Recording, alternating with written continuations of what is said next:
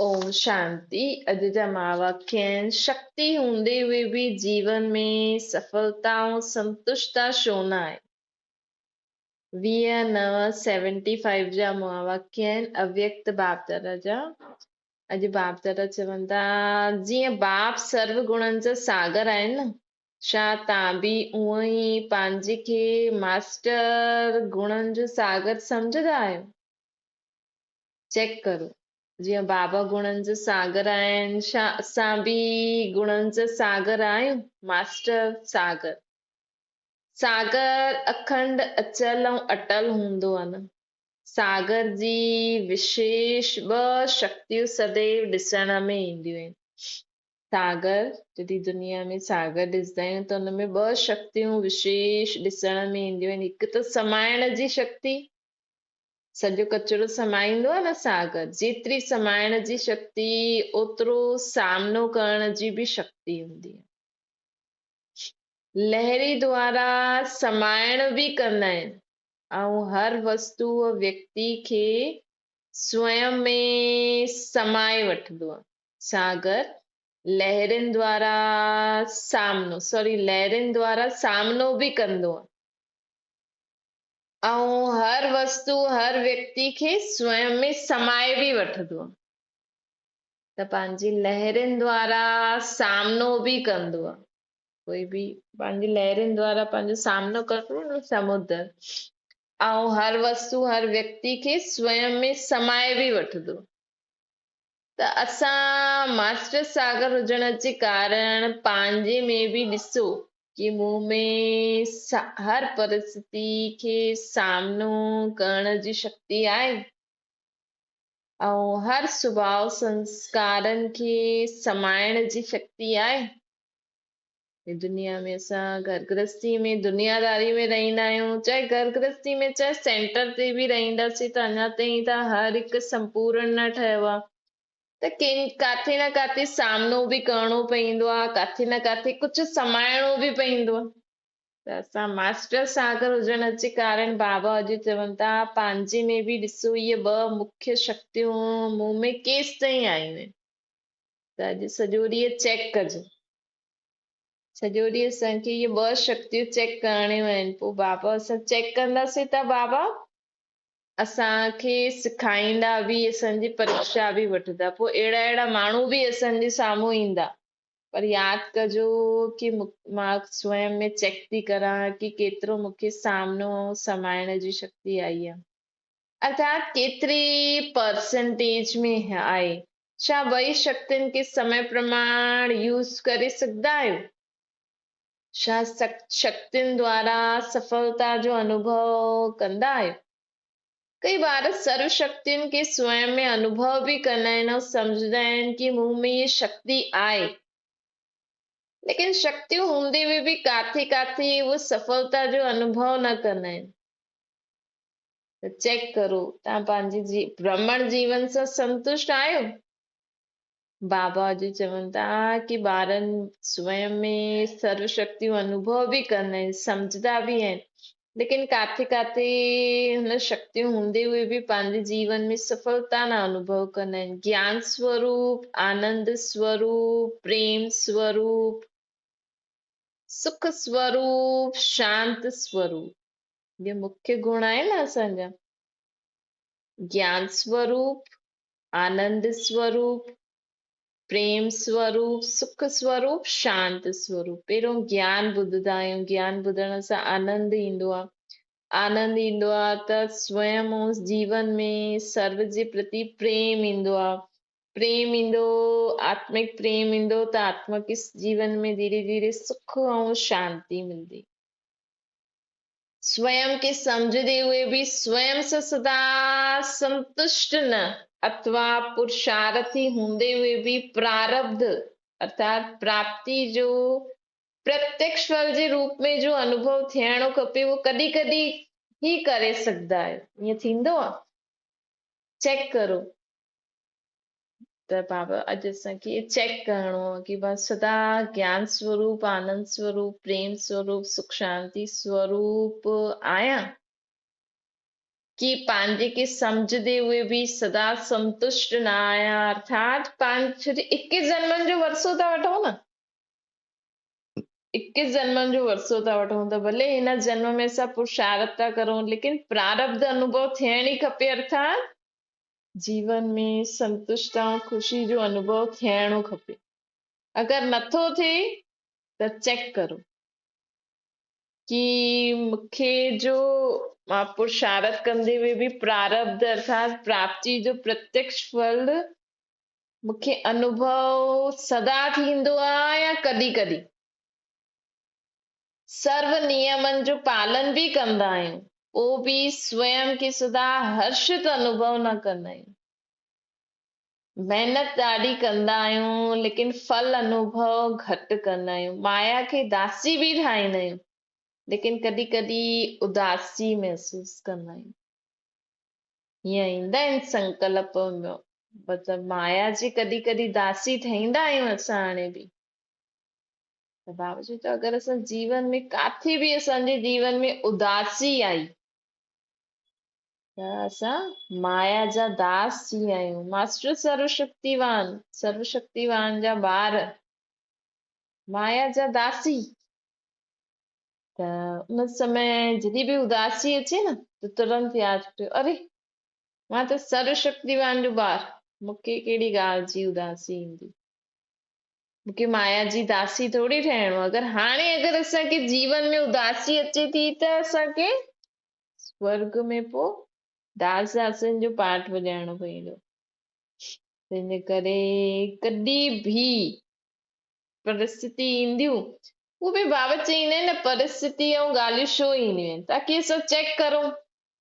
भई असां चऊं था असांखे त बाबा खां पूरो वरसो खपे, वरसो अर्थात सभु ज्ञान गुण शक्तियूं स्वयं में, त चेक बि त करणो पवंदो न, उहो परिस्थितियुनि में ई त चेक करणो चेक थींदो न।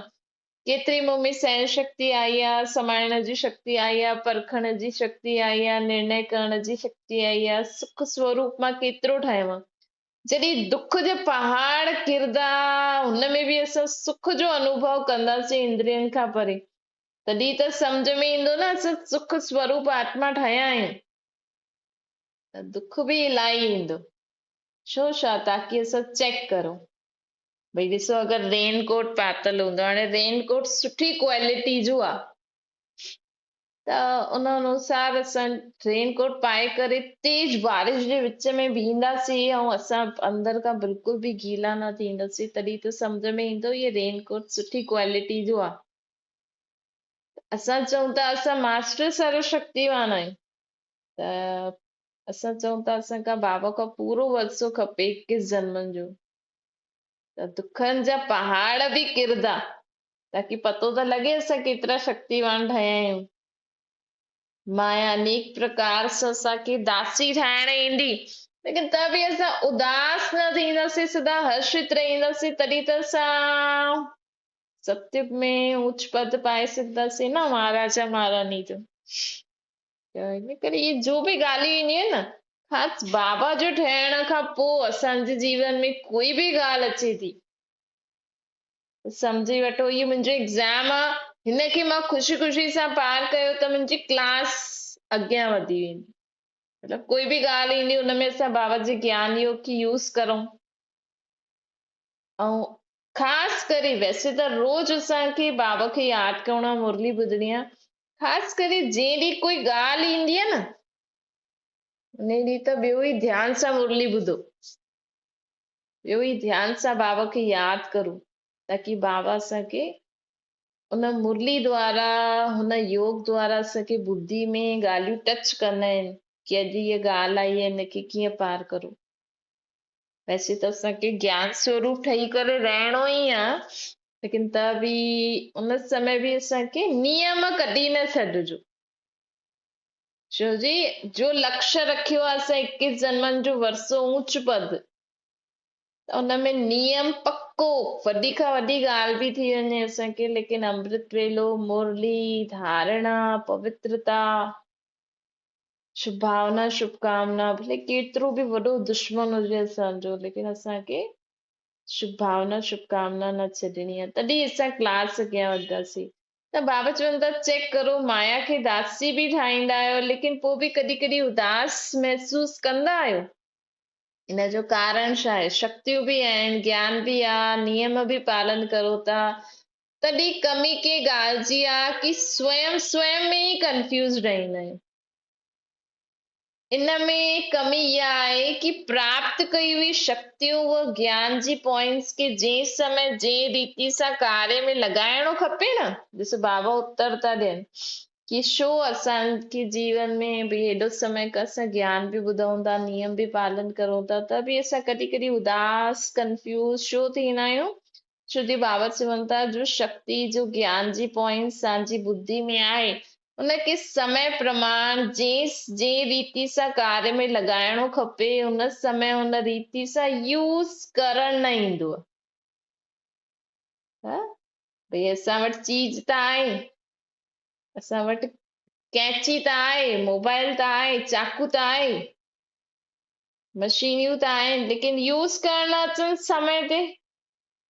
भई छातो आहे लेकिन छाते खे खोलण ई नथो अचे, बारिश में उहो ई भीगल भीगल वञो त फ़ाइदो।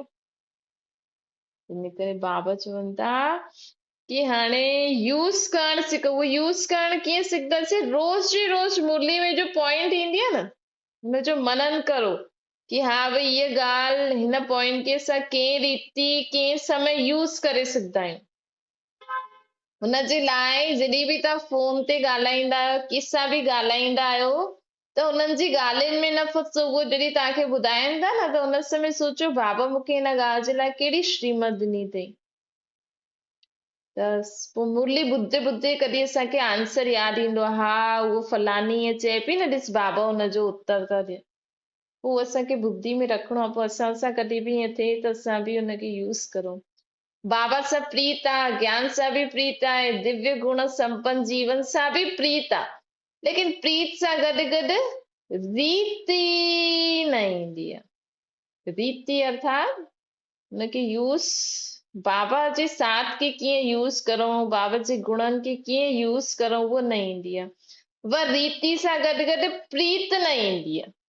कॾहिं कॾहिं यूज़ करण अची वेंदो आहे लेकिन बाबा सां प्रीत कीअं हुन समय रखूं, छो कि कॾहिं कॾहिं अहंकार अची वेंदो आहे न। बाबा जे ज्ञान खे यूज़ करे पंहिंजो नाम बालो थो थिए, पोइ हुन में अहंकार ईंदो आहे, ॾिस मां ईअं करे छॾियो। पोइ कॾहिं कॾहिं रीत बि ईंदी आहे लेकिन प्रीत न ईंदी आहे। हिन करे अमूल्य वस्तु बि साधारण प्राप्ति जो आधार ठही वेंदी। जे सूल में भी केतिरो भी वॾो यंत्र व मूलवान वस्तु पास हूंदे हुए भी यूज़ करण जी रीति न ईंदी आहे त हुन द्वारा जो प्राप्ति थियणी खपे उहो न करे पाईंदा आहियूं। ईअं ई ज्ञानवान ॿार भी ज्ञान ऐं शक्ति द्वारा जो प्राप्ति थियणी खपे उहो करे न पाईंदा आहिनि। त हाणे प्रीत ऐं रीत अर्थात पॉइंट्स के शक्तियुनि के यूज़ भी करूं, बाबा सां भी प्रीत रखूं। ईअं ही ज्ञानवान ॿार भी ज्ञान ऐं शक्ति द्वारा जो प्राप्ति थियणी खपे उहो न करे पाईंदा आहिनि। छो जो यूज़ करण ईंदा त यूज़ करण सिखो। अहिड़ी आत्माउनि जे मथां बाप दादा खे भी रहम ईंदो आहे। हाणे उहा रीति आहे जो न अचे कारण प्राप्ति जो अनुभव न करे पाईंदा आहियो। बाबा चवंदा आहिनि कि हाणे उहा रीति तव्हांखे नथी अचे त उहो सिखो। उहा रीति कीअं ईंदी? हाणे उहा यूज़ करण कीअं ईंदो? इन में खपे निर्णय शक्ति। निर्णय शक्ति न हुजण जे कारण जाते सामनो करण जी शक्ति यूज़ करणी खपे हुते जाते समाइण जी शक्ति यूज़ करणी खपे हुते सामनो करे वठंदा आहियूं।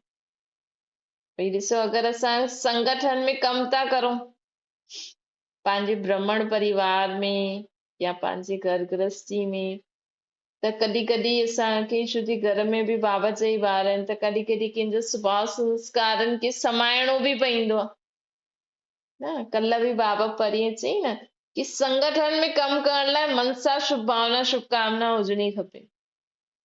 त काथे काथे असांखे हुननि जे स्वभाव संस्कार खे समाइणो बि पवंदो आहे, तॾहिं त असां संगठन में रही सघंदासीं, सभु संस्कार मिलाए सघंदासीं। लेकिन अगरि असां हुन समय सामनो करण लॻी वियासीं त ये केरु थींदी आहे, मां बि ॾिसां थी कीअं थी करे, असां बि आहियूं ईअं हूअं, त बाबा चवंदा आहिनि कि अगरि असांखे निर्णय शक्ति असांजी असां ठीक रीति कमु न कंदासीं, भई हिन समय मूंखे सामनो करणो आहे या समाइणो आहे, भई असांखे बाबा जे ज्ञान में अगरि अज्ञानी माण्हू ईअं हूअं कोई ॻाल्हि चवनि था त असां उन्हनि जो सामनो करूं कि न मां त ईअं कंदमि, इहा त सही ॻाल्हि आहे, युक्ति सां, निर्माणता सां, ताकी कम बि थी वञे। ईअं बि भई काथे काथे असांखे सामनो करणो आहे, काथे काथे ॻाल्हि खे समाइणो आहे, इहे सिखणो आहे, इहे निर्णय करणो आहे, जाते समेटण जी शक्ति यूज़ करणी आहे, हुते अगरि विस्तार में हली वियासीं त भई हाणे असांखे संगठन में कमु करणो आहे त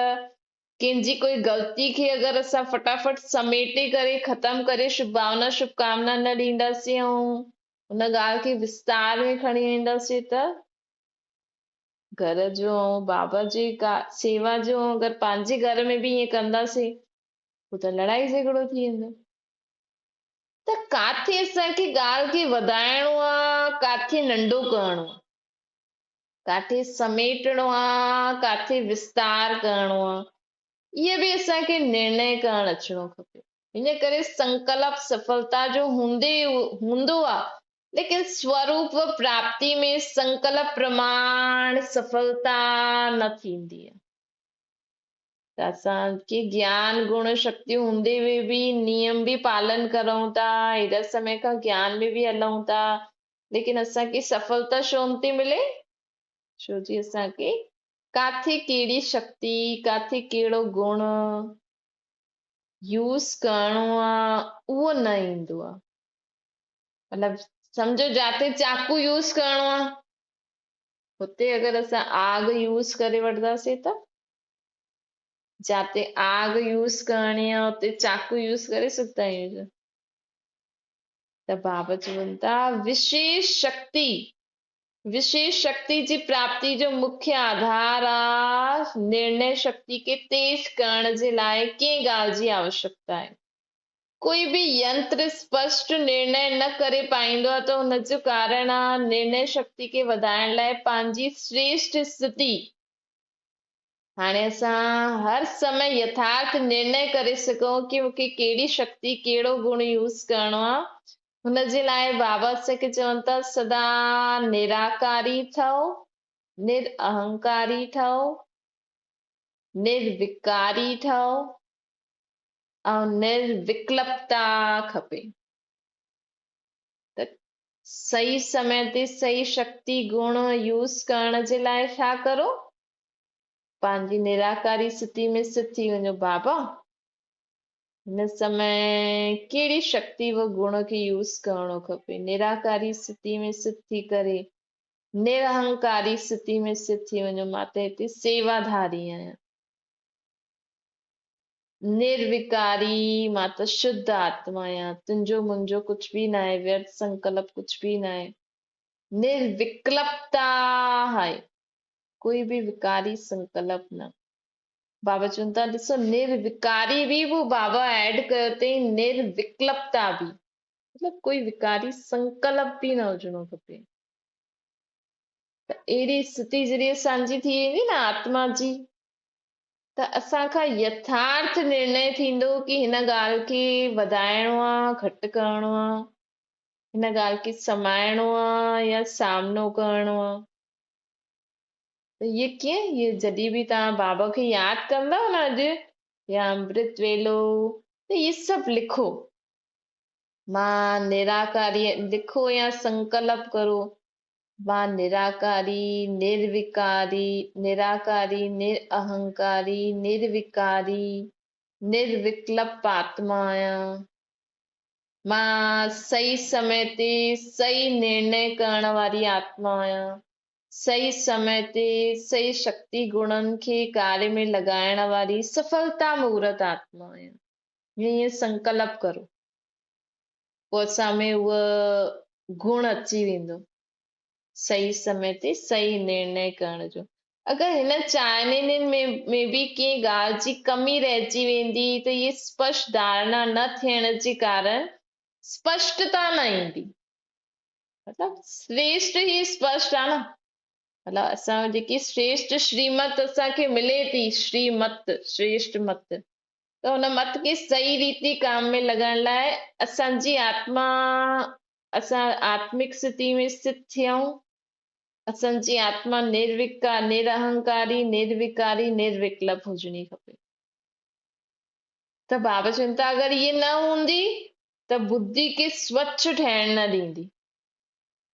बुद्धि में मिक्सचैरिटी हूंदी न, त असांखे अगरि ज्ञान में असां ॾाढे समय खां हलूं था लेकिन अॻियां नथा वधूं, संतुष्टता न आहे, सफलता न आहे, त अॼु खां हिन स्वमान जो अभ्यास कजो कि मां निराकारी आत्मा आहियां, मां निरअहंकारी आत्मा आहियां, मां निर्विकारी आत्मा आहियां, न मां निर्विकल्प आत्मा आहियां।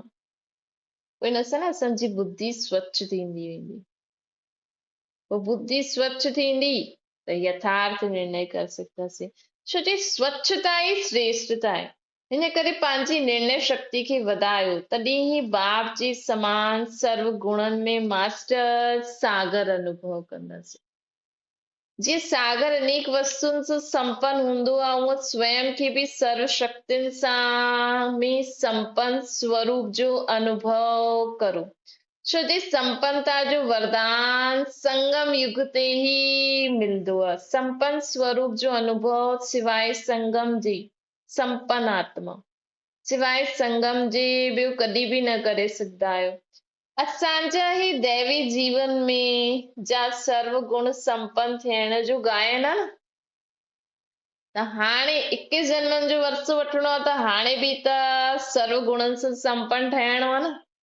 बाबा चई न, हिन जो भविष्य जे प्रारब्ध खां पहिरियों वर्तमान में बि नज़र ईंदो कि आत्मा संपन्न आहे। 16 कलाउनि जो बि गायन आहे, लेकिन संपन्न जो स्वरूप छा हूंदो आहे?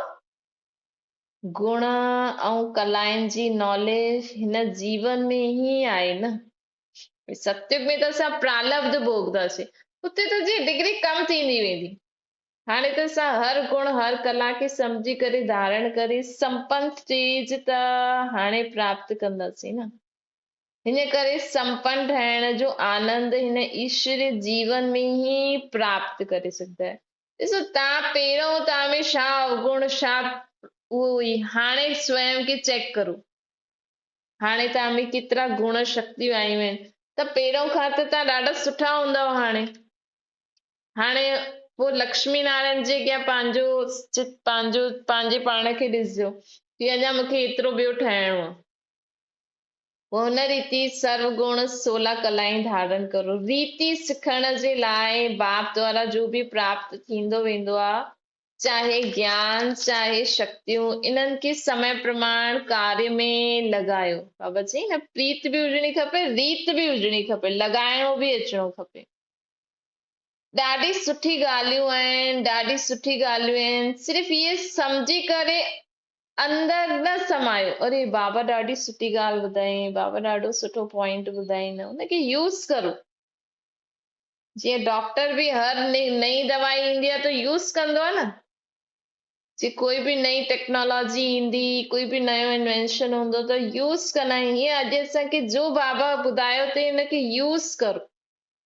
ये सॼो ॾींहुं कम में बिज़ी थी वेंदासीं न, पोइ असांखे ॾाढो मज़ो ईंदो हिन दुनिया में। बुद्धि जी तिजोरी में रखो न, सिर्फ़ बैंक बैलेंस न ठाहींदा वञो। कई बुजुर्ग जा मुआफ़िक गठरियूं बांधे करे अंदर रखी छॾंदा आहिनि। जीअं न जेका ॿुढा माण्हू हूंदा आहिनि न, उन्हनि वटि ॾिसो अंदर गठरियूं कि हा समय ते कमु ईंदो, समय ते कमु ईंदो बि आहे, लेकिन बाबा चवनि था असांखे यूज़ बि करणो आहे। सिर्फ़ ॿुधण ऐं रखण जो आनंद न वठो कि हा मां त रोज़ मुरली ॿुधंदी आहियां, बाबा ॾाढो सुठो ॿुधाई, मां त रोज़ अमृत वेलो कंदी आहियां, ॾाढो सुठो अनुभव थियो, लेकिन जीवन में उनखे कार्य में लॻायो, ख़ुदि जे, ॿियनि जे, सिर्फ ॿुधण और रखण जो आनंद न वठो, लेकिन बार बार स्वयं जे प्रति, सर्व आत्माउनि जे प्रति कम में लॻायो, छो जो हिन समय जो प्राप्ति थिए थी, हिन प्राप्तियुनि खे यूज़ करण सां ईश्वरीय नियम प्रमाण जेतिरो यूज़ कंदा ओतिरो असांजी वृद्धि थींदी आहे। जीअं दान जे लाइ कहावत आहे न, धन दिए धन न खुटे, अर्थात ॾियण ई वधण आहे। ईअं ई हिन ईश्वरीय प्राप्ति जो अनुभव में लाइण सां प्राप्ति कम न थींदी, बल्कि ॿियो ई प्राप्ति स्वरूप जो अनुभव कंदासीं। ऐं जेतिरो तव्हां ॿियनि खे ज्ञान ॿुधाईंदव न, ॿियनि खे ज्ञान ॿुधायो या ख़ुदि ई कंहिं पॉइंट ते मनन चिंतन करो, लिखो या ख़ुदि ई रोज मुरली पढ़ो, ताकि हुनजी गहराई ॿियो सम्झ में ईंदी। ॿुधूं त था असां, लेकिन खुद पढ़ो भी, मनन चिंतन भी करो, त तव्हांखे मज़ो ईंदो। बार बार यूज़ भी करो। यूज़ करण सां जहिड़ो समय ओड़ो स्वरूप ठाहिण पंहिंजो ठाहे सघंदव। जंहिं समय जो शक्ति यूज़ करणी खपे उहो शक्ति उन रीति यूज़ करे सघंदव। समय ते दोखो खाइण सां बची वेंदो। जीअं अॼु सुबुह जी मुरली में बाबा कर्म योगी जे लाइ चयो हुई, लाइट हाउस जे लाइ चयो हुई, ॿियो बि जो बाबा ज्ञान जी ॻाल्हियूं ॿुधाईंदा आहिनि, कॾहिं गीता जे बारे में, कॾहिं लक्ष्मी नारायण जे बारे में, कॾहिं शिव जे बारे में, कॾहिं आत्माउनि खे परमात्मा जो परिचय कीअं ॾियूं। कोई बि तव्हां वटि अचे, संकल्प करो, हा बाबा हाणे मां तव्हांखे हिन जो परिचय कीअं ॾियां। ये संकल्प करे, बाबा मूंखे तव्हांखे हिन जो परिचय ॾियणो आहे, अचो असां ॾियूं। पोइ हिन संकल्प सां हुन माण्हू सां मिलो त तव्हांखां बाबा ज़रूर सेवा कराईंदा। पोइ हिन रीति न ज्ञान खे बि यूज़ करो। कोई दिवाली हुई, हुन ते ॿुधायो भई 4 हथ कंहिंजा आहिनि, गणेश जी सूंड वूंड, हिन जो मतिलबु छा आहे। तव्हां घर में ॾाढी सेवा करे सघंदा आहियो, सिर्फ़ यूज़ करो गुणनि ऐं शक्तियुनि खे। कोई तव्हां वटि अचे, चए मां ॾाढी दुखी आहियां, मूंखे हीउ सहन नथो थिए, सहनशील आत्मा ई आहे, हुनखे चओ। हुनजी ॻाल्हि ॿुधे ॿुधे असांखे बि सम्झ में ईंदो कीअं इहे सहन करे, कहिड़ो पॉइंट ॿियो बाबा ॿुधाए अथई। बार बार यूज़ करण सां जहिड़ो समय ओड़ो स्वरूप पंहिंजो ठाहे सघंदव। जंहिं समय जो शक्ति यूज़ करणी आहे उहा शक्ति हुन रीति यूज़ करे सघंदव। समय ते दोखो खाइण सां बची वेंदव। दोखो खाइण सां बचण अर्थात दुख सां बचण, त छा ठही वेंदव? सदा हर्षित, सदा सुखी, खुश नसीब आत्मा ठही वेंदव। त बाबा ॾिसंके अगरि तव्हांखे लॻे थो ज्ञान में अचण खां पोइ बि मूंखे अञा हेॾी प्राप्ति नथी थिए, छो नथी थिए? छो कि असां यूज़ नथा करूं। यूज़ कंदव त दोखे सां बची वेंदव। दोखे सां बचण अर्थात दुख सां बचण। दुख सां बचण अर्थात सदा हर्षित ऐं खुश नसीब थियण। त हाणे पंहिंजे मथां रहम करो, प्राप्तियुनि खे यूज़ करो ऐं प्रीत जी सां गॾु गॾु रीत अर्थात उन्हनि खे कंहिं समय ते कार्य में लॻाइणो आहे उहो बि सिखो। सदा मास्टर ज्ञान सागर ठहो। जीअं डॉक्टर जो एक्सपर्ट हूंदा आहिनि न, उन्हनि खे सभु चीज अच्छा ईअं ईअं ईअं आहे, उहो माण्हू जे मुंहुं चेहरे खे ॾिसी करे ॿुधाए छॾींदा आहिनि कि हिननि खे बीमारी आहे। त अहिड़ो असांखे मास्टर ज्ञान जो सागर ठहिणो आहे कि हिन आत्मा खे हीअ प्रॉब्लम आहे त हिनखे कहिड़ो ज्ञान जो पॉइंट ॾेई करे हिनखे हर्षित ठाहियूं। शक्तियुनि जो सागर ठहो। बाबा चए थो ऐं सर्व प्राप्तियुनि जा सागर ठहो। ज्ञान मास्टर ज्ञान सागर ठहो, सर्व शक्तियुनि जा सागर ठहो ऐं सर्व प्राप्तियुनि जा सागर ठहो। अच्छा, अहिड़ा सर्व अनुभवनि सां संपन्न माया जी जगत जीत आत्माउनि खे पंहिंजे अनुभव द्वारा सर्व खे अनुभवी ठाहिण वारी बाप दादा जा बि बालक सो मालिक, पंहिंजे अनुभवनि द्वारा सर्व खे अनुभवी ठाहिण वारा बाप दादा जा बि बालक सो मालिक, अहिड़ा बालक सो मालिक, अहिड़ा ऐं अहिड़ा बाप जा मालिक ऐं विश्व जे मालिक आत्माउनि खे अहिड़ा बालक सो मालिक, बाप जा बि मालिक, विश्व जे मालिक आत्माउनि खे बाप दादा जो यादि प्यार ऐं नमस्ते। असांजी बि माता पिता बाप दादा खे यादि प्यार गुड मॉर्निंग ऐं नमस्ते। अच्छा, ओम शांति। बाबा खे यादि करो,